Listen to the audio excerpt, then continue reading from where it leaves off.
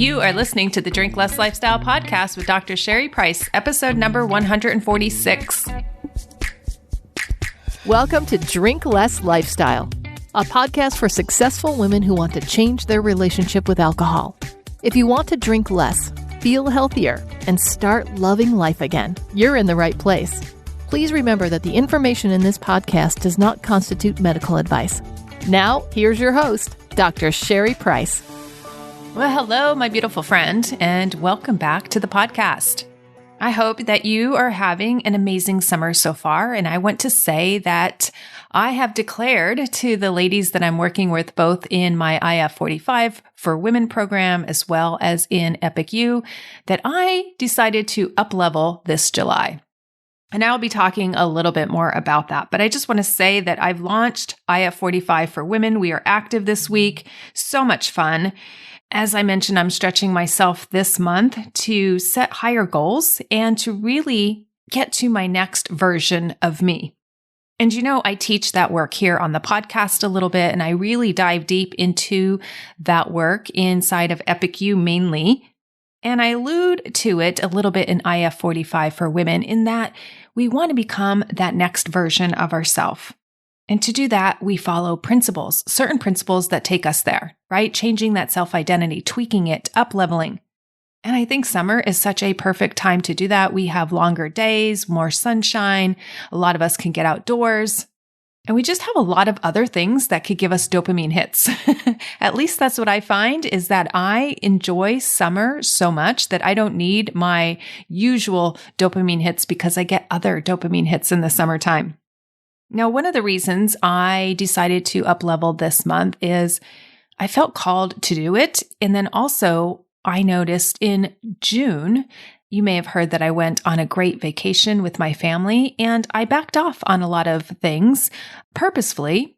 And that when I got back from vacation, I kind of looked at myself and where I was and I'm like, I'm feeling a little fluffy. I'm feeling a little puffy because of the way I ate and what I ingested on vacation. And I'm just wanting to rectify that. And I know it's easier for me to do this when I feel the motivation, when I feel empowered, and also when it is summertime, because it's just so much easier to get in more exercise for me because I love being outdoors, especially when it's nice outside. And here's the thing. Nobody likes to look down and see extra belly fat, not myself. So when I see it starting to accumulate on my body, I want to take care of that. Because I know for me, I feel better when I'm carrying around not that excess weight, right? When I'm able to get rid of that excess weight, I'm able to get stronger, feel more fit. And so I have some pretty aggressive goals that I'm pretty excited about for July. And so for me, this is where I feel epic. This is where I feel amazing. This is where reaching those health goals, those fitness goals, those strength and mobility goals feel really, really good to me. And why I share this with so many people is because they tell me they listen to this podcast and then they get motivated by hearing my journey. And so when you're listening to this, I want you to hear both sides. Hear that I purposely wanted to enjoy vacation with enjoying more foods that I don't normally eat. I indulged in more alcohol than I normally do, and I chose to do that, and I have no regrets about it. And then the following month, I just follow up with getting back to a lifestyle and a health style that feels good to me. That's where I want to be my norm rather than the abnormal, right? So getting back to these patterns, getting back to these healthy habits, getting back to these healthier ways of living, because ultimately it comes down to feeling better living inside of this body. And I think that's what we all want. We all want to feel good inside of our bodies. We don't want to be complaining about our bodies. We don't want to be complaining about our habits. We don't want to be diminishing ourselves in any way. We want to up-level ourselves. And I do find that there are certain groups of people who do like to stay in that complain camp, right? They complain about their bodies, or they complain that they can't lose weight, or they complain about other things in their life, like their jobs or their husband, and they just sit in that complaining mode. Or there are people that say, oh, I am not liking this, and yet I want to go and change it. And when they say, I want to go and change it, right? They're looking at, well, what steps do I need to take in order to change that? And I really think this is healthy growth, right? Not being stuck, not staying stuck, and not being in that constant complaining mode, but really empowering yourself to say, here's something I don't like, and I have the power to fix it. And how can I do that? So right now, that's where I'm at. I'm in this later category where I'm like, this is not working for me anymore. I really want to up level in these ways. And so I'm wanting to really up level how I look, how I feel, and how my body moves, and the amount of strength it has. Because as I was lugging around my suitcase around Europe, I'm like, this should be easier for me at my age. Why is this not as easy? It's like, I think I'm losing some upper body strength. So I'm really making a concerted effort to change that. So I love sharing all of this with you to take you along on my journey. And maybe some of you will want to join me in that quest. And I'll tell you, one of the impetuses besides the vacation is also noticing that my body is changing. As I'm going through and navigating deeper into perimenopause, I'm noticing some more symptoms come up. I'm noticing some more things that I was like, now's the time I'm going to get that. And so I just want to help my body and prepare my body for the future, because I know an ounce of prevention, right, is worth a pound of cure. So I want to get ahead of that curve. I know that I'm going to be losing muscle strength here as I go into the later stages and into menopause. And I really want to maximize the amount of upper body mobility, upper body strength, lower body strength even, so that I can improve my health span and I can improve my longevity. And one thing that I've learned by doing life coaching work in these tools is that it's not just about the destination.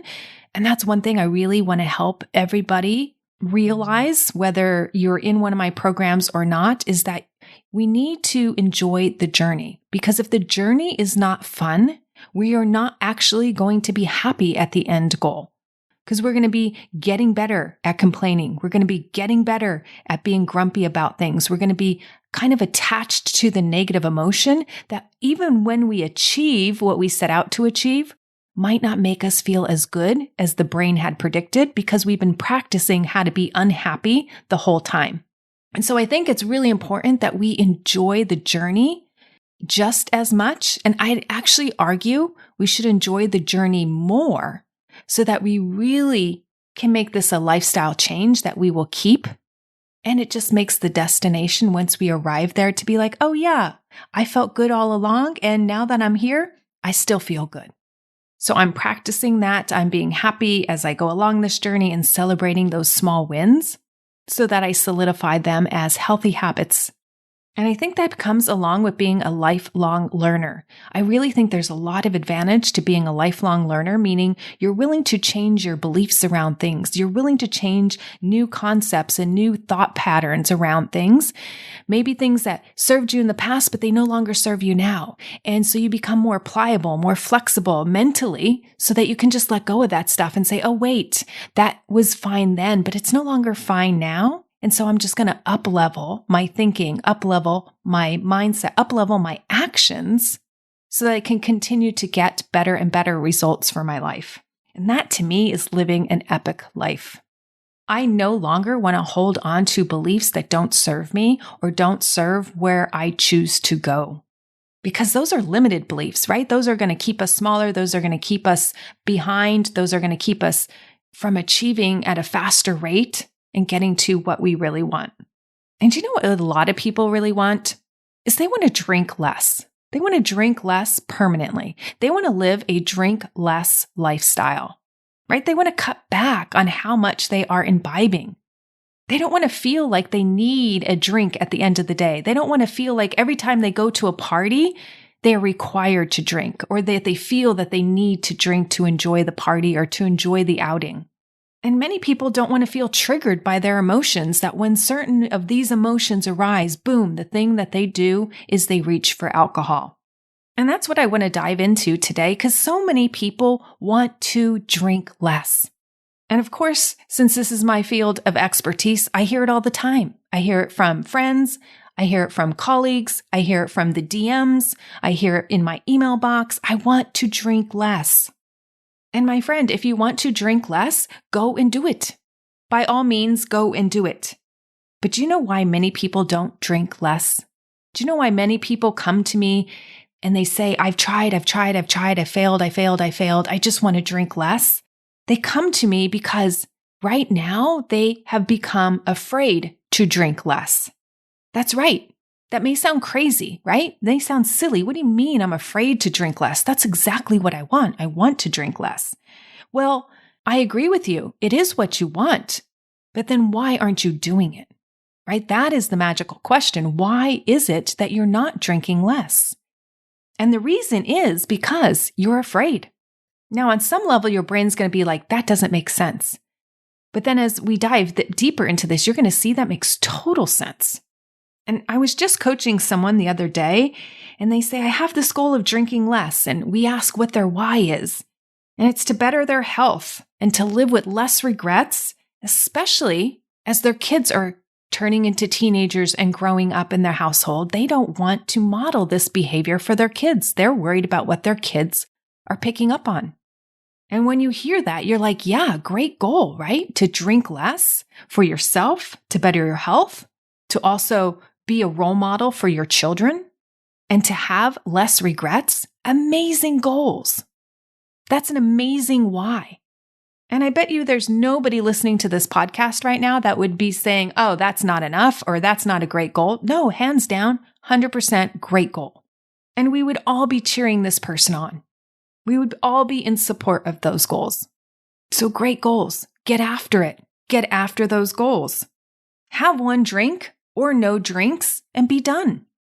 And then I see it. As soon as the words leave my lips, have one drink and be done, on the other side of the screen, what do I see? Fear in the person's eyes. Everything in their body language tells me, oh no, I can't do that. I'm afraid.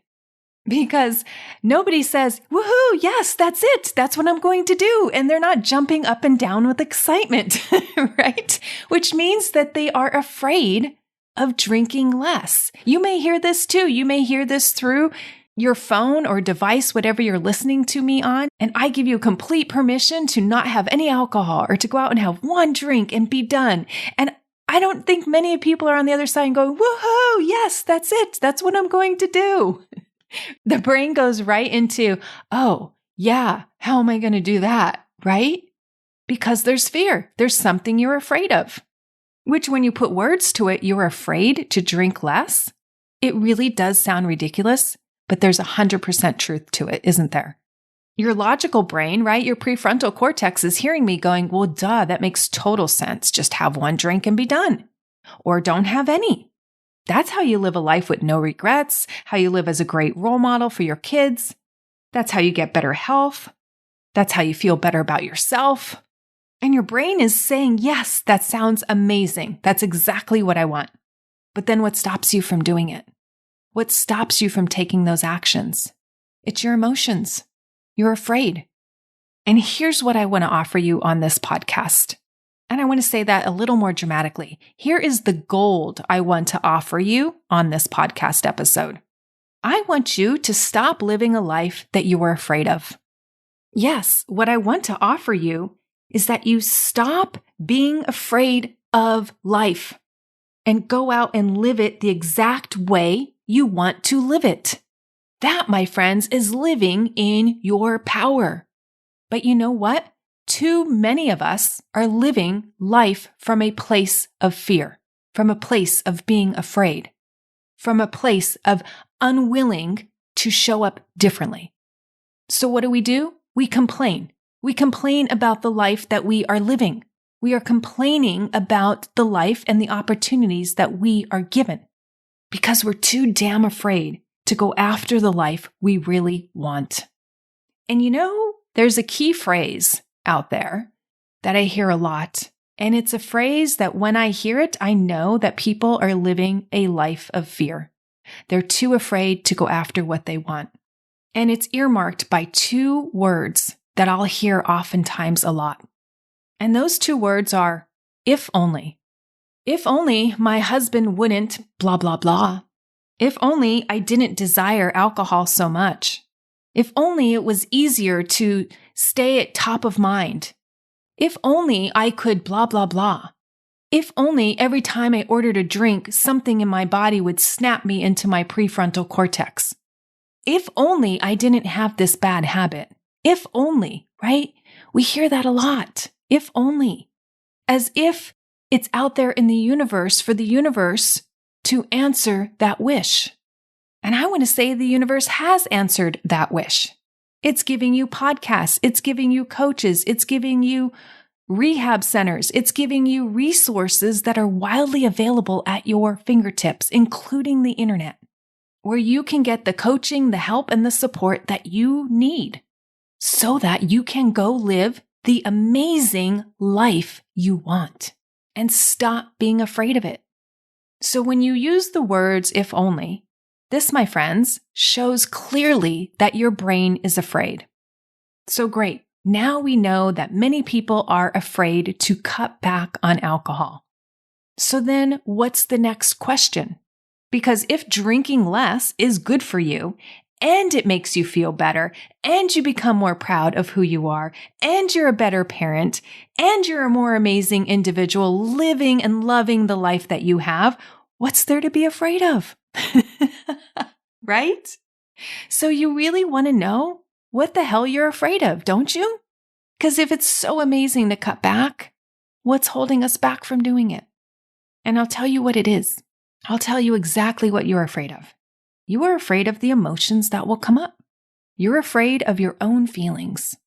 You're afraid of the feeling of maybe awkwardness, of going to a party, not knowing anybody, or who you're going to talk to, or who's going to be there. Or maybe you're afraid of feeling bored. Come home at the end of the day and you're like, well, I don't have anything on my to-do list. And so, gosh, there's a lot of hours to fill. What am I going to do? You're afraid of being bored. Or maybe you're sad about something in your life and you're just afraid of feeling sad. So what it comes down to is that you're afraid of something, and oftentimes it's your emotions. So you go into hurting your mind and your body with alcohol because you are afraid of your emotions or something else.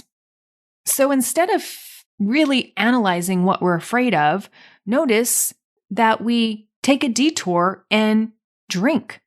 And then let's look at what that happens on that detour when we add alcohol to our mind and body and we're drinking more than we want, right? We know the damages that causes.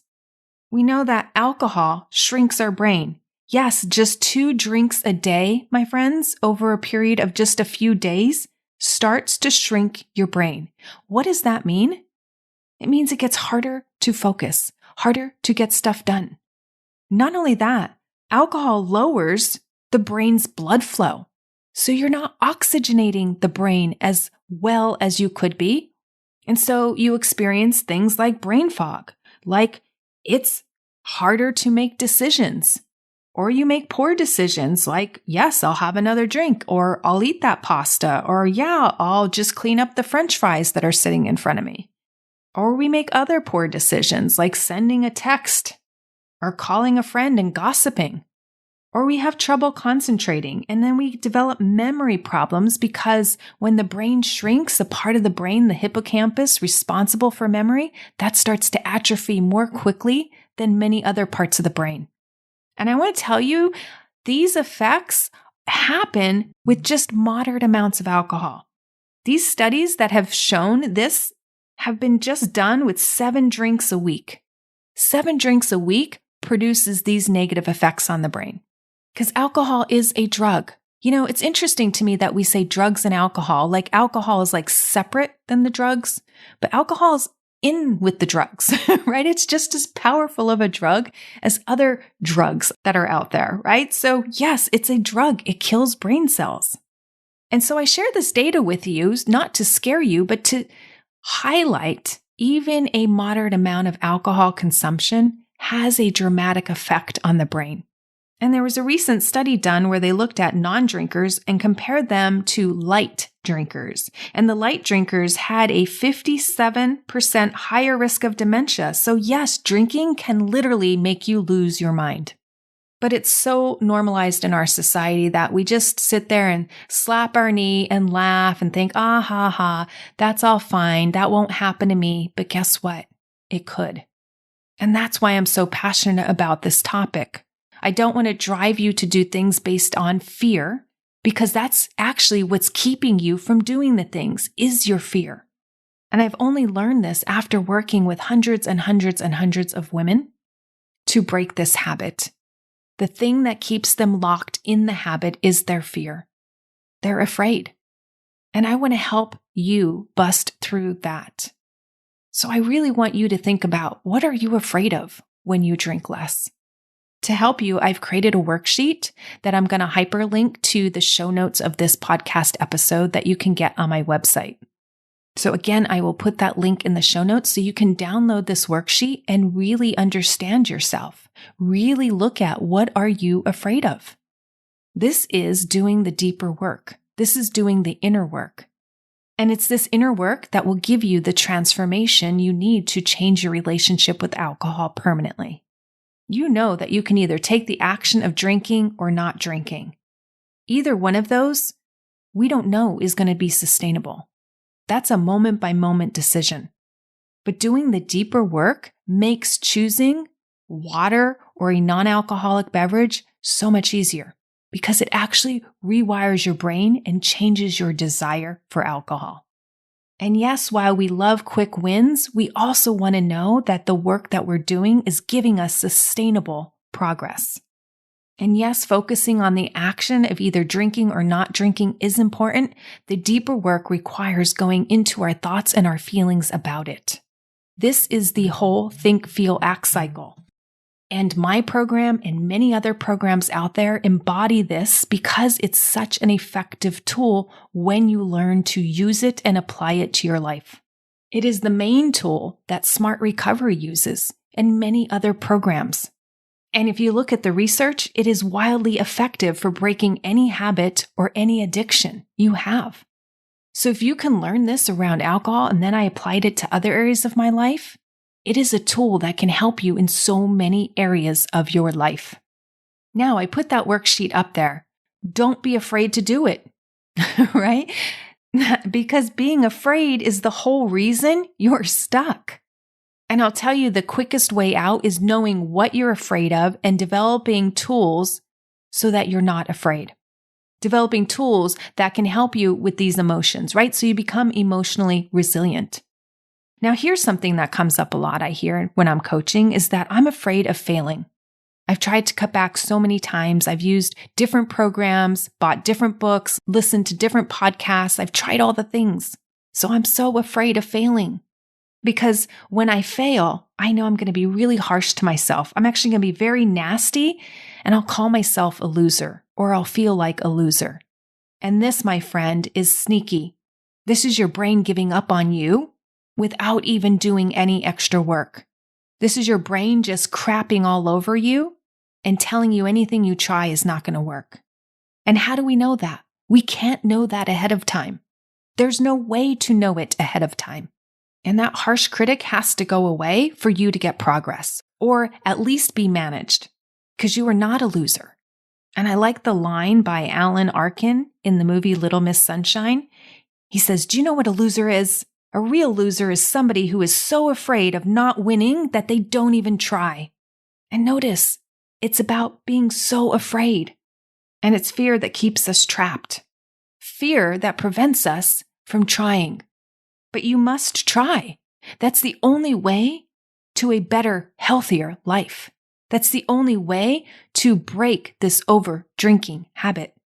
Actually, it's the only way to break any habit. And here's the thing. Your health can't wait. Your brain doesn't want to wait anymore. Your brain wants to heal. Your body wants to feel better. Your self-esteem wants to come up. And you want to feel better and more amazing and more epic in your life. And I'll tell you something, that once you get started, you will find that the cost of change isn't as high or isn't as great as your brain is currently making it out to be. So just think about that, right? You're thinking the fear is so bad, but once you get started, you find out that your mind was making it much worse than it actually is. So what I want to offer you again on this podcast is to stop being so afraid of life and go and live it in the way you want to live it. If you want to up-level yourself and up-level your life, go do it. Join me. I'm improving the quality of my life and the quantity of my life by the things I'm doing this month. Because I want to feel more amazing, more epic. I want you to feel more amazing and more epic. And you'll find that when you do this, you won't be the same person. You won't be the same person you were last year or even the year before that. You will have changed. You will have attained a healthier level from your brain to your body, and emotionally, you'll be way more resilient. This is what makes you stronger. Not only that, you will have also conquered a fear and attained a goal that matters, or maybe many goals that matter. Just like my client who wanted to feel healthier, make better decisions, be a better role model, and not live with regrets. This one problem can solve so many others. And it matters to your health and your well-being. Because think of what the flip side offers. If you don't do this, if you keep living afraid, if you keep living in fear, you get better at drinking.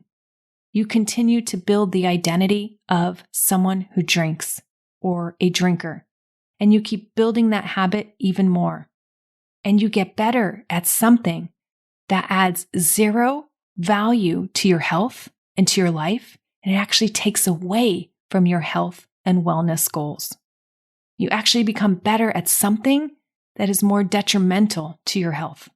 Now, if I was to ask it another way, who wants to be a master at making themselves weaker and less strong-minded and less able-bodied? Nobody would put their hand up in the air.